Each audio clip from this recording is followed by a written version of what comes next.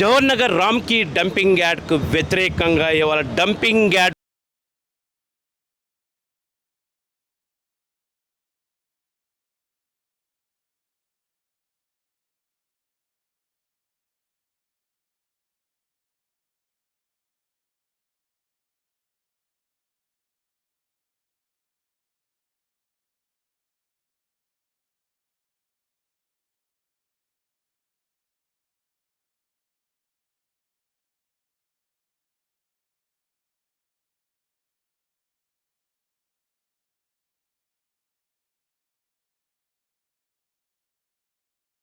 ఉన్నటువంటి లక్షలాది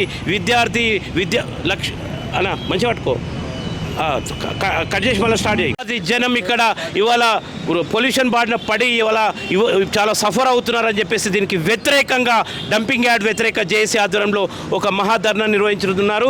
ఇవాళ డంపింగ్ యార్డ్ వ్యతిరేక జేఏసీ నాయకులు పద్మాచారితో మాట్లాడదాం. చెప్పండి, ఏ ఉద్దేశంతో చేస్తున్నారు?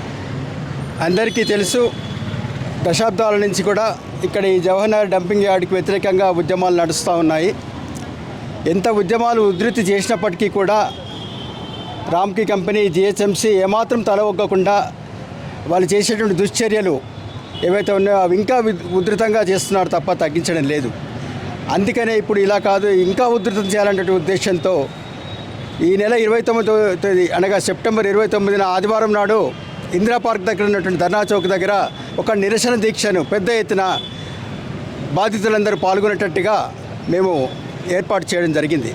ఇట్టి నిరసన దీక్షకి జిల్లాలోని జవహర్ నగర్ డంపింగ్ యార్డ్ బాధితులందరూ కూడా హాజరు కావాలని ఈ పత్రికా సమావేశ సమక్షంగా మీ అందరికీ విజ్ఞప్తి చేస్తున్నాం. అలా చెప్పండి. ఈ డంపింగ్ యార్డ్ వలన కలిగే బాధలు, నష్టాలు, హెల్త్ ప్రాబ్లమ్స్ ఇవన్నీ దృష్టిలో పెట్టుకొని గత సంవత్సరాలుగా వీళ్ళు దాన్ని పెంచి పోషిస్తున్న నాయకులకైతే ఏమి, జిహెచ్ఎంసీ వాళ్ళకైతే ఏమి, రామ్కి వాళ్ళకైతే ఏమి మేము చేసే విజ్ఞప్తులు కానీ, కోర్టు ద్వారా చేసిన తీర్పులు కానీ ఏవి కూడా వీళ్ళు పాటించట్లేదు. దానికి నిరసనగా మేము ఈ నెల 29వ తారీఖు ఉదయం 9:30 నిరసన దీక్ష స్టార్ట్ చేస్తున్నాము. డంపింగ్ యార్డ్ బాధితుల తరపు నుంచి ఇందిరా పార్క్ దగ్గర, ఆర్టీసీ క్రాస్ రోడ్ నియరు ధర్నా చౌక్ దగ్గర. కాబట్టి ప్రతి ఒక్కరూ దీంట్లో అందరూ బాధితులే. ఇక్కడ ఈసీఎల్ దగ్గర నుంచి కాపురా, చర్లపల్లి, బండ్లగూడ, ఆల్మోస్ట్ ఆల్ హరిదాస్పల్లి, చుట్టుపక్కల జవహర్ నగర్ వాళ్ళైతేమి, నాగార వాళ్ళైతేమి అందరూ బాధితులే దీంట్లో. కాబట్టి ప్రతి ఒక్కరూ ఈ నిరసన దీక్షలో పాల్గొని ఈ నిరసన దీక్షను విజయవంతం చేయవలసిందిగా అందరినీ ప్రార్థిస్తున్నాము. ఇప్పుడు డంపింగ్ యార్డ్ వ్యతిరేక జేఏసీ నాయకులతో మాట్లాడి చెప్పండి. నా పేరు సమ్మిరెడ్డి, నేను జేఏసీ కో కన్వీనర్ను. మేము ఎన్జీటీలో 4 సంవత్సరాల క్రితం కేసు వేయడం జరిగింది. ఎన్జీటీ ఆర్డర్ ప్రకారము 3 దిక్కుల షిఫ్ట్ చేస్తామని జిహెచ్ఎంసీ మరియు గవర్నమెంటు తెలంగాణ స్టేట్ సెక్రటరీ కూడా అఫిడవిట్ కోర్టుకు సమర్పించడం జరిగింది. దాన్ని ఇప్పటి వరకు ఇంప్లిమెంట్ చేయట్లేదు. ఈ ఇంప్లిమెంట్ చేయాలని నిరసనగా మేము ఇందిరా పార్కు దగ్గర ధర్నా చౌక్లో మేము ధర్నా చేయడానికి మా జేఏసీ మరియు అన్ని విక్టిమ్స్ బాధితుల తరపున మేము తీసుకున్నాము. కాబట్టి 29వ తారీఖు నాడు ఈ ధర్నాను విజయవంతం చేయాలని అందరికీ బాధితులందరికీ మనవి చేస్తున్నాము. అలాగే ఈ ధర్నా తర్వాత కూడా మేము ఈ జిహెచ్ఎంసీని కానీ ఈ గవర్నమెంట్ని కానీ వదిలిపెట్టే ప్రసక్తే లేదు. మేము లారీలాపి కూడా నిరసన తెలిపి మేము దీన్ని తరలించే వరకు దీని వ్యతిరేక పోరాటం నడిపిస్తామని మేము తెలుపుకుంటున్నాం. చెప్పండి మేడం. ముందుగా పైలం టీవీ తరపున మేము కృతజ్ఞతలు తెలియజేస్తున్నాము. మేము చేసేటువంటి ఈ దీక్ష కోసము మీ వంతు సహకారాన్ని అందిస్తున్నందుకు ధన్యవాదాలు.